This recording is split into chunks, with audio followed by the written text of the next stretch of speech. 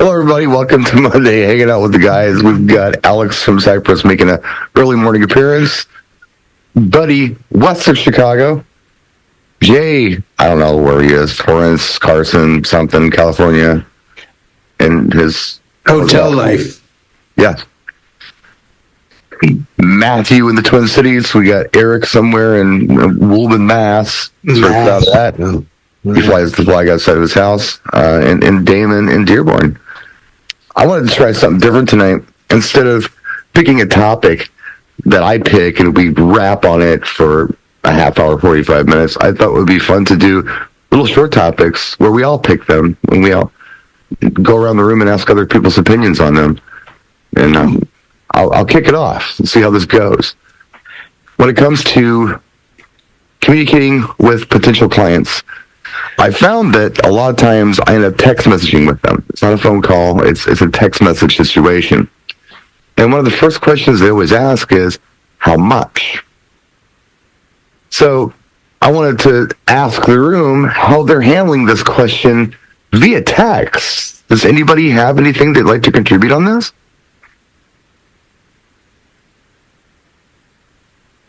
I take that as a no. I think it's a matter of opening the door.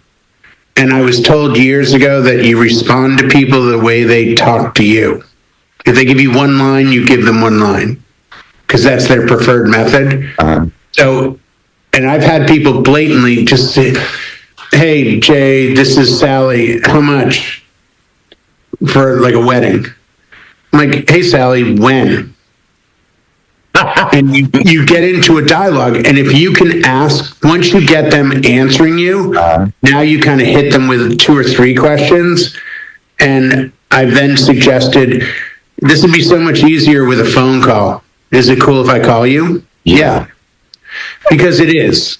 It's very, I can't think of anything that I could buy on text. You're right. Like, you're selling a Suburban, how much? What year is it? What shape is it? How many miles does it have?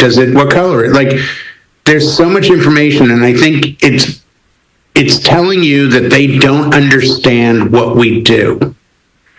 So therefore, it's an opportunity to educate them in what's needed to know before choosing a professional DJ. Because if it's only about price, I can safely say 99% of the time, you're the wrong DJ. Buddy, you had something. This is actually a big thing in the industry. I just was at just in a seminar with some wedding people, and this is a thing we're seeing recurring over and over and over again with the text messaging. And one of the things that they said in it, which I do, is have your prices on your website. So if I got a inquiry such as that, and they asked for, what's your price? I can send them right to my website. Most of my price is on there. It has packages, it has enhancements, it has stuff on there they can go through and kind of figure out. And it kind of also leaves the door open. But if that person is not my clientele, they're looking for someone who is, let's say, more less expensive than I am, then it says, okay, fine, great, no problem. This is, beyond my budget. And that way it kind of gets rid of the tire kickers. And I'm happy with that. Anyone else got anything on this? Going back to what Jay was saying, it's like, how much is a car? Well, which car do you want? What color do you want? Because different colors, when you buy a brand new car, if you want metallic grey, it's more expensive than red. It's always the way. So you have to ask them questions like, when is it? Because if you're already booked, that's it. Conversation's finished. Right. There's no point I'm not going to spend 25 minutes having a text message conversation on Messenger or emails, only to find out that I'm already booked for their day. So, when people say, how much is it? How much are you to DJ? It's like, well, where is it? When is it? Because those are 2 major factors of whether I can work it and how much it's going to be. Because if it's 150 miles away, it's going to be more than if it is 5 miles down the road. I want to add something to what I said and what Alex said and even what Buddy said. And this is something to be cautious of because this happened to me last month.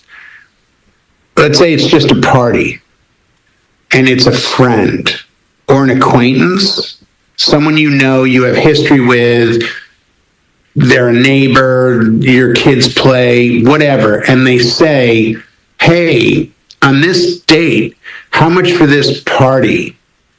The question that I didn't ask that I should have was, oh, hey, great to hear from you. Are you having the party? Question mark. To which they would immediately say yes. For who? Because I gave a price. Yeah. And once I gave it, this person came back with, oh, awesome. Let me contact my friend. She's having the party. Well, her friend would have paid probably $200 more and been happy to in her $1.7 million house. Right. But I gave a quote, what I thought was, so I guess it's the clarity that doesn't always come with the question. You know, if I asked Brian via text, hey, Brian, how much are you for 4 hours for a wedding? Brian's probably immediately thinking it's a friend of Jay's or it's someone in Chicago he knows or something. You know, if I normally say 1,000, maybe for Jay I say 800, and then I say, let me send them your way. Mm-hmm. That's unfair to Brian because I've already started this with a relationship and then money gets involved. So even though it sounds weird to say this, I think future, it's always going to be, hey, so great to hear from you. Are you having the party or is someone else? Question mark. Sure. Oh, my neighbor wants to hire a DJ. Great. Tell your neighbor it's this much. So And because they know you, it's, you know, this much or whatever. Just edification. I'll offer this, and I'll just tell you my thought process. I've been asking this question. I've been getting mad leads this week from other companies. So I know the date. I can text somebody and say, hey, look, I'm Brian. I'm available on your date. I know where it is. I'm happy to do it for you. You know, how can I help? First question they come back with is, you know, well, yeah, great. Well, how much?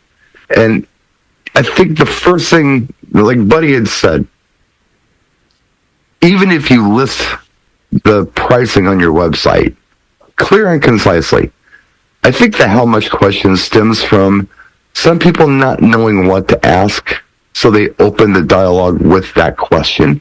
It's not necessarily as much of a price inquiry as it is, I don't know what to say. So I'm just going to ask this question. And I think we all do the same thing.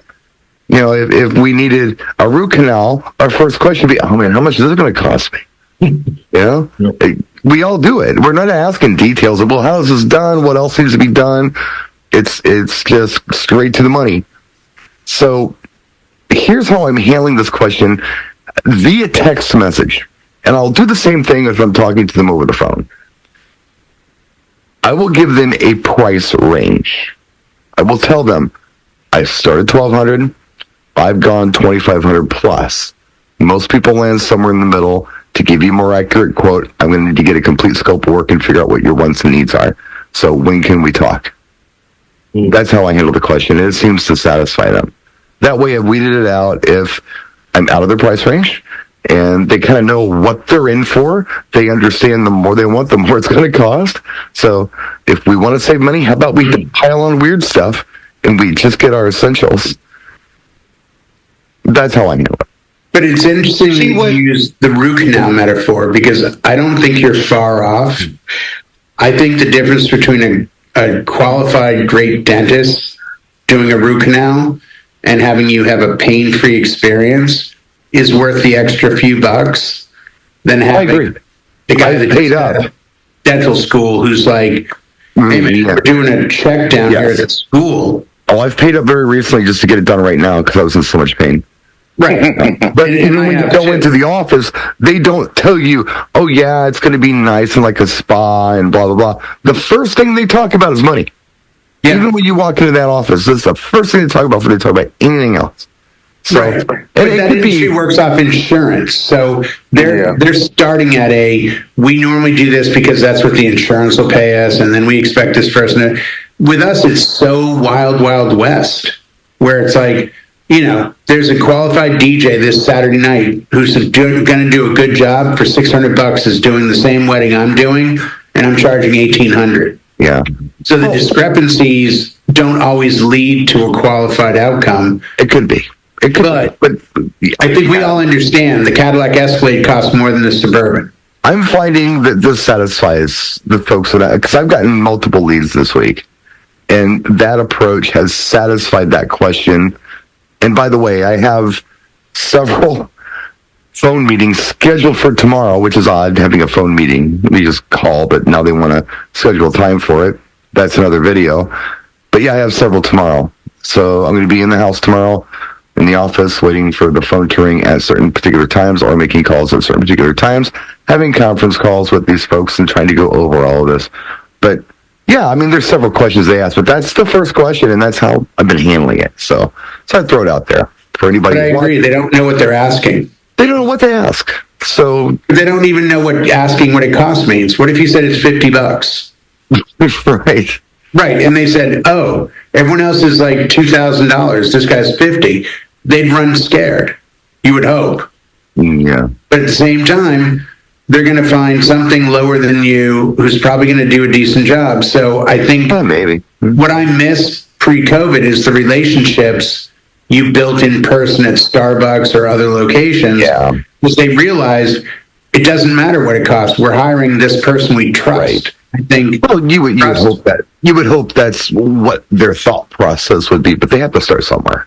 But once you educate them in a meeting, that's when they can make a more qualified decision where they go, no, this is absolutely what we want. That's fine. Don't worry about the money. Versus, talk about ridiculous. I get more scam texts like, did you get home okay?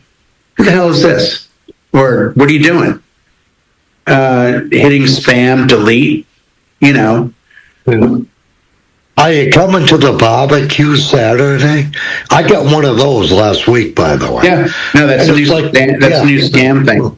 Does anybody else have any other topics they'd like to? I will entertain a text when it comes to Elite, but that's how I filter out, like what Jay just said, spam, And I actually have fun with them because I've got nothing better to do, I'm actually right. And the leads that I've had, I've started all these text threads. So I've gotten their number, their information, and I've texted them first. So I got the lead. I am sending this out. Okay, so it's but not you like a phone call. Why would you send a text? I'm just curious. I don't want to catch anybody at a bad time, and a lot of people I get afraid of the phone. I mean, quite frankly, if we're going to talk about this the whole show, that's fine too. But a lot of people are afraid of the phone, and it's a thing. They don't answer the phone. There's a generation out there who would rather text and email, and the thought of talking to somebody on the phone causes them anxiety. I'm one of them. Just don't answer it. Really? Yeah. They're afraid they'll probably get on the phone for like an hour or something like that, which they really don't want. Right. Or, I don't know, they're not used to it. I'm used to talking on the phone because I've had to do it. I had to do it until texting became a big thing. If I needed to talk to somebody who I wasn't going to be right in front of, it was a phone call. And it wasn't a big deal. And I could handle things really easily. Go ahead, Jim. This was tonight's meeting before this phone call. And it's literally, this was the answers they gave me to everything I needed was playlists in Spotify. Yeah. It's like, we already all picked that. in a text. Yeah. This is all tonight. Yeah. And then I'm like, do you know where I'm set up? And they sent me a photo to show me that I'm in the corner between those tables to the dance floor. Yeah. Like everything was all this is done by a text. Yeah. Yeah. We talked. We spoke on the phone. I sent them an email with their timeline as I created it. But, they're probably in their early to mid 20s. Mm-hmm. And the benefit they have is they've seen me DJ 10 weddings at a venue. So they're not worried about anything. I already know. Yeah, they're sold on you. They're fine. They know you. But it's a matter of I'm trying to tweak the music and let them know that we can go in any direction they want.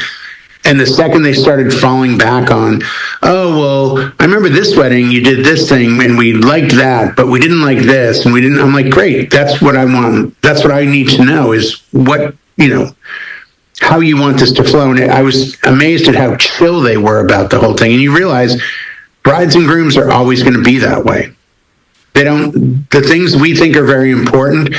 I gave them 3 TBAs, dinner music, recessional, and I think their first dance. And they're like, we'll get back to you. Their wedding is in 8 days. They don't care. A week from tomorrow. Yeah. If they know and trust you. Right? Well, that's it. That's the beauty of it. But sometimes the trust factor makes it harder to pull information because they're like, oh, we know you'll kill it. We know you're fine. It's like, thanks, but read it and do it. I mean, I would love to get a specific track. I'm to the point now where anything that I do at an event, it's as important to me as it is to the client. If it's 100%. important to the client, I put a lot of emphasis on it. If they don't care about it, I don't really care about it. I mean, I still want it to be successful, but I'm not freaking out about it. I'm just going to do something, and it's going to be fine. So I'll ask people, do you want this? Do you want that? And there are some questions I don't ask them, like, what do you want me to play for dinner? I don't want to ask them that question because who knows what they're going to say. If they have something specific they want to hear later, they're going to tell me. I had a wedding this summer where somebody wanted all hair metal bands for cocktail and dinner. That's all they wanted. Really? But the rest of the wedding was like Christian contemporary, so it was really bizarre. And I was like, what's going on here? Yeah. So I find out eventually that her and her stepfather are very close. And he's our age, and he's a total metalhead. And she knew that he wouldn't like any of the stuff they were playing for dancing, so she wanted to make sure that he got something that night. And Right. nothing to play this music during dinner and cocktail.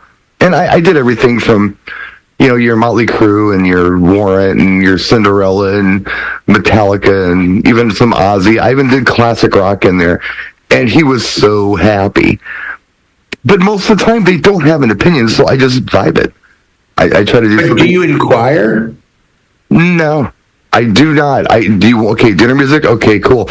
If they have an opinion on it, they'll tell me what it is. If they don't have an opinion on it, they won't say a word. Looks like you've opened up the second topic of the night. Well, what's that? That would be that would be checking on categories, and one of my standards is So today's unscientific experiment is good. prelude before ceremony. Obviously, I need my ceremony music.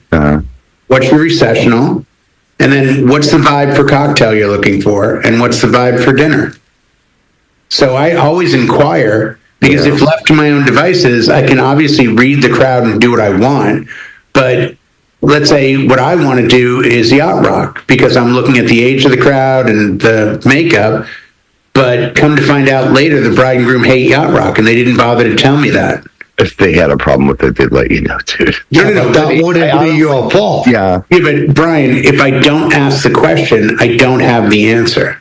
Yeah, you can. But So for me personally, my MO has been for 30 years almost to always say, what are you looking at for cocktail? I'll take care of it if you want, but do you have anything in particular? Oh, we didn't think about that. Well, cocktail's really for the crowd, so I can either read the crowd, or if you know your crowd really well, or you have a vibe you're trying to set, you can give me dinner music.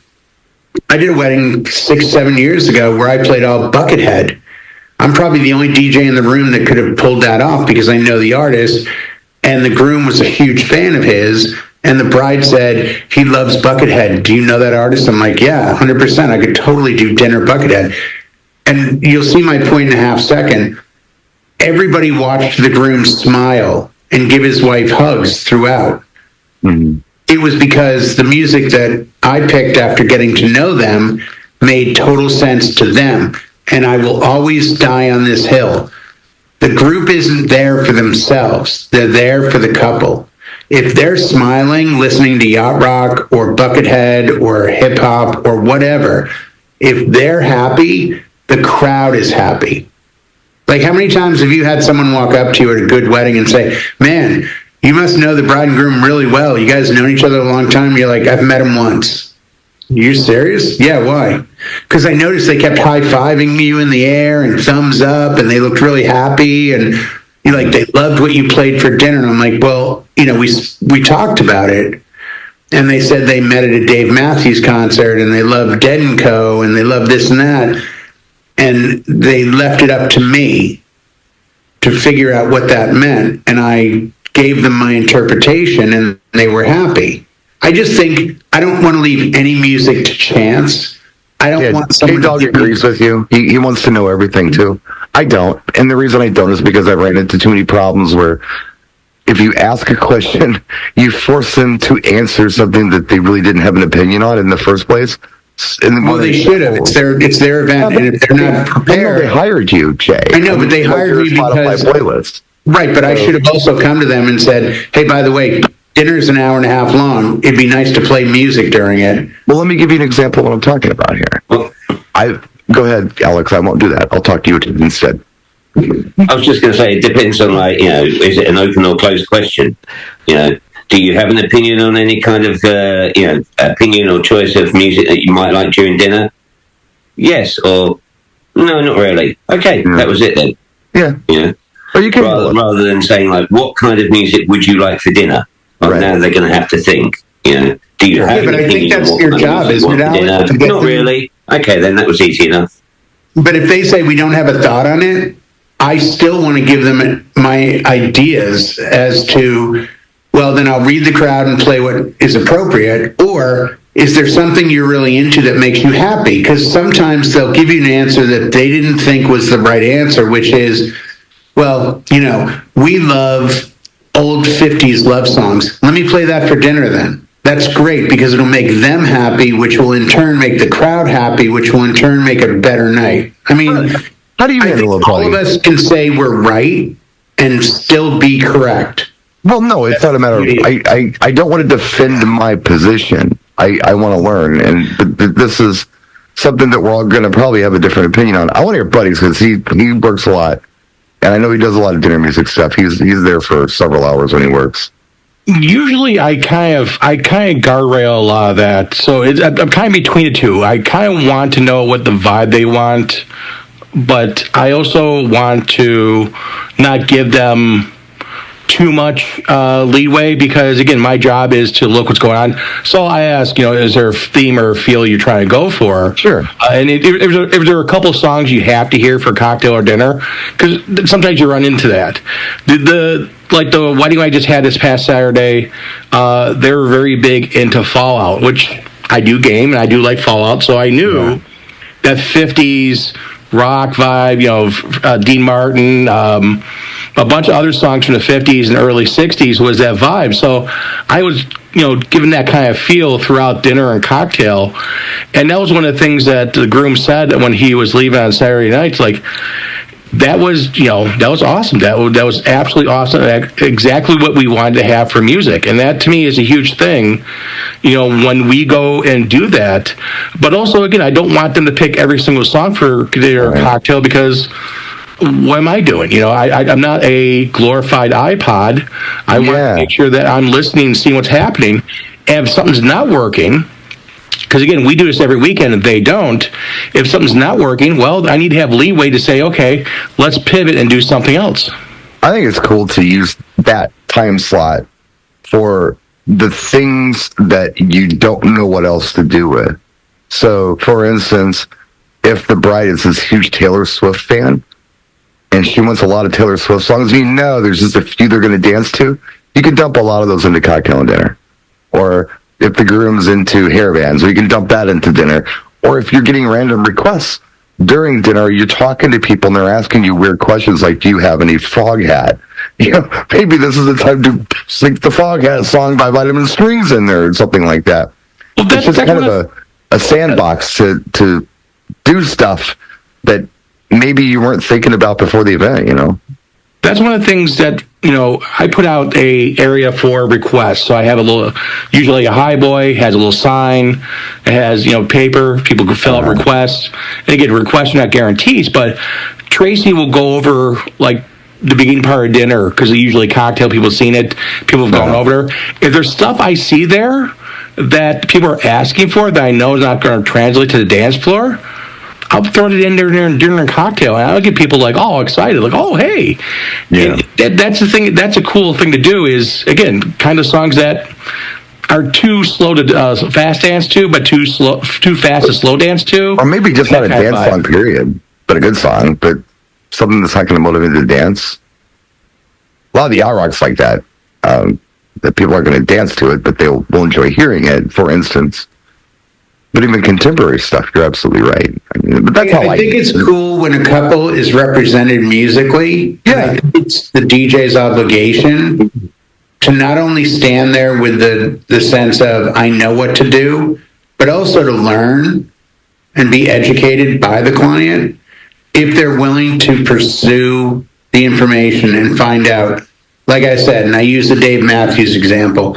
Yeah, our first date was Dave Matthews, and we're really into jam bands. Say no more. I've got dinner. That's all I needed to know. I would take care of it. very helpful right there. I'm looking forward to making you happy with my choices. But other than that, I find young couples now are so blasé about cocktail and dinner. And yeah, it's very simple to say, hey, you hired me for a reason. I know what to do. Versus, guys, give me something to work with. Well, you always want to get the client's personality as part of Right. it. You want them to be represented. I mean, how many times have you gotten 10 requests from a client and done? It doesn't happen. I'll ask for 10 that they have to hear, but then there's 30 other songs after that. And not all of those songs are necessarily going to be songs we're going to dance to, but it gives me an idea who they are. And I can... Well, and that's a whole nother thing about the YouTube and Wedding Wire and not reviews of, I told the DJ this is what we wanted to hear and he didn't play it. Or I told the DJ I didn't want to hear this and they did play it. I've watched over the years, there's been a consistent complaint about music and what's played and what's not played. If I've already had this discussion with the couple, and let's face it, you want other guests at the end of the night to go, I got to hire Buddy or Jay or Brian or Alex or whoever. But the reality is you're only working for 2 people that night. You're not working for 110. You're there to entertain them. You're there to do what you can in your position to have them have a good time.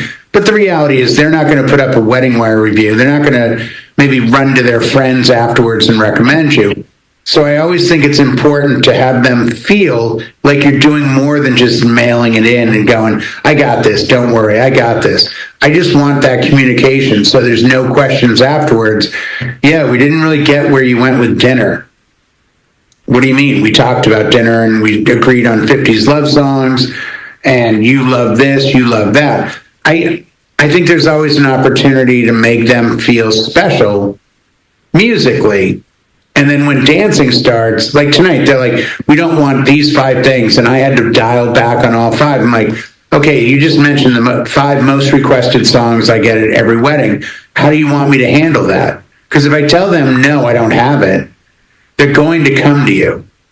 So, and then they dial back. They're like, oh, well, actually, yeah. If people request these songs, I'm like, perfect. There's the happy medium. Mm-hmm.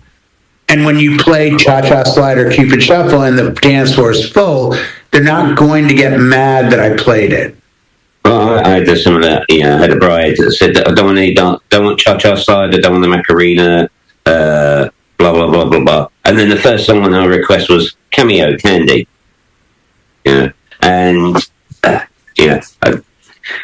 it was a very white, city wedding, shall we say, English people.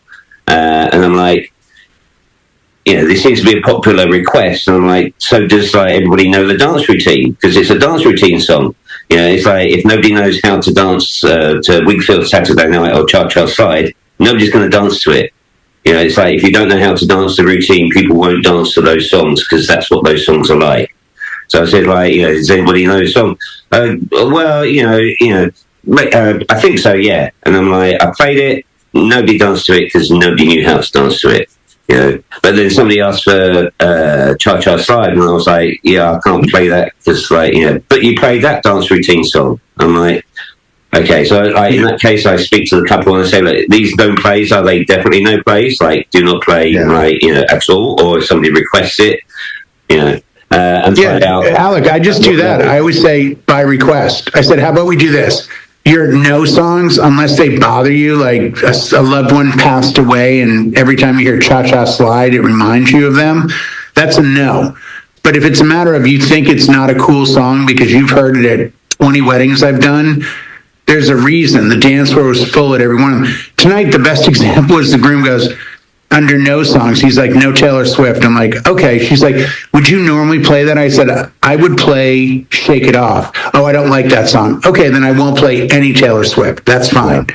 He goes, yeah, and I don't want to hear like No Hands.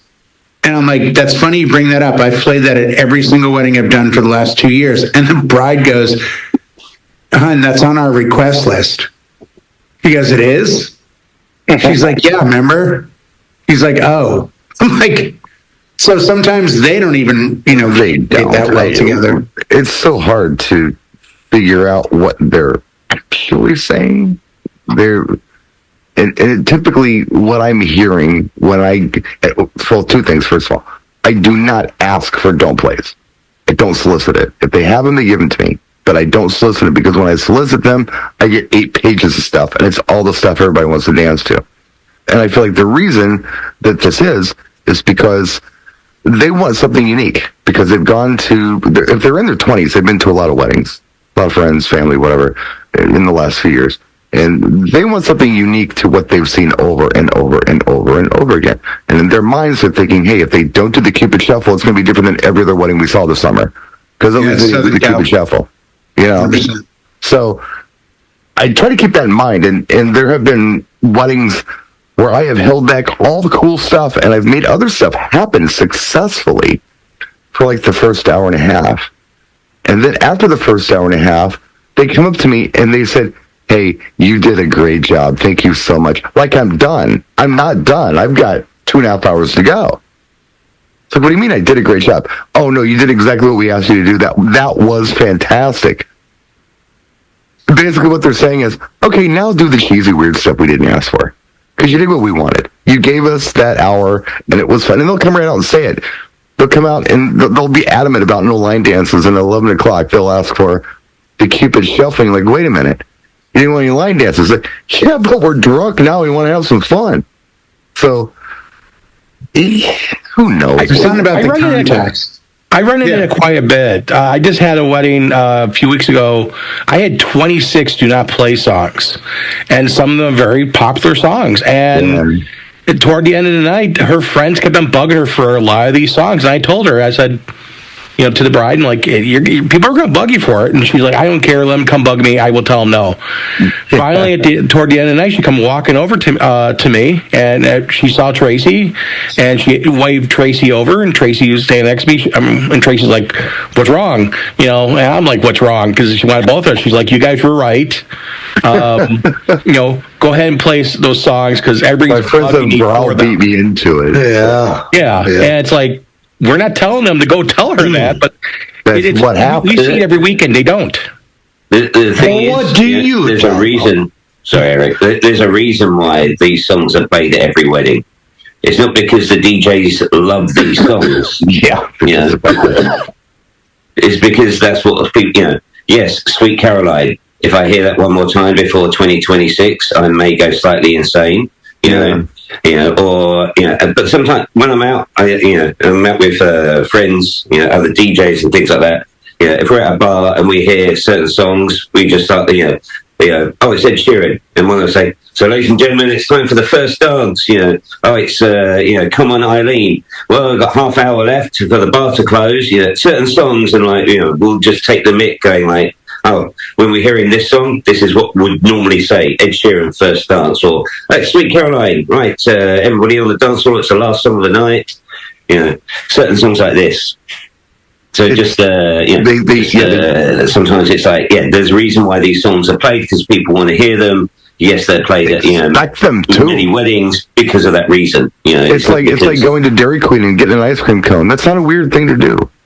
That's a normal thing to do. You go to Dairy Queen. It is weird. Crave an ice Everybody cream wants cone. You go to a seats, wedding, you yeah. crave the Hose Cuban are out, shuffle. tubs are in. You know, They don't see that they want this great party. Like I'll say to them, like, what's the goal of the wedding? And they always stymie me like, wait, what do you mean? I'm like, what's your goal? Is your goal that everyone dances, everyone has fun, everyone has a great time, everyone thinks it's the best wedding ever? Oh, absolutely. Okay, then 3/4 of the music you've requested and said no to is a mistake. Oh, it is? I'm like, after dinner, it's for the group. They didn't say no Macarena, you did. They didn't say no line dances, you did. You just need to understand, you need to either let go of part of this and have it be a great party. You're hosting this event. If you hosted a party at your house, you make the food, you do this, you put on some music. If after everyone had dinner, someone said, hey, can you play some Aerosmith? You'd probably play it, wouldn't you? Well, if that's what our guests wanted. I'm like, exactly. You don't know exactly what they want, but they're your family and friends, so you should have an idea. But once it comes to dancing, just let us do our job. yeah. That's why I want them to be happy with dinner music and get what they feel they wanted. Yeah.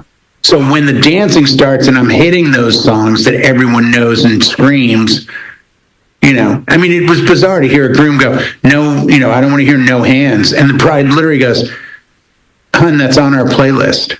He's like, it is? She's like, yeah, we went over it last week.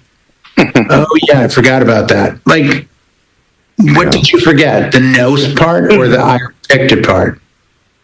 So, Yeah. a bit crazy. It's those fun compromises that they must make, and we must be in the middle of them. But, well, we've done a show, guys. This is definitely a Monday night. We are time on this. And thank you all for joining us. And Damon, next time, please just let the rest of us talk. Yeah, maybe just give some of us a chance, Damon. Or just we'd appreciate it. Very much. So, Damon texted me what to say. You wouldn't let me in, so. brought to you by DJ Event Planner, as always, for better or for worse. Thank you, DJ Event Planner, for being one of our channel sponsors. Have a look at the description of this video on YouTube for links to them and our other sponsors. All right, that's creepy, buddy, with two hands going like that.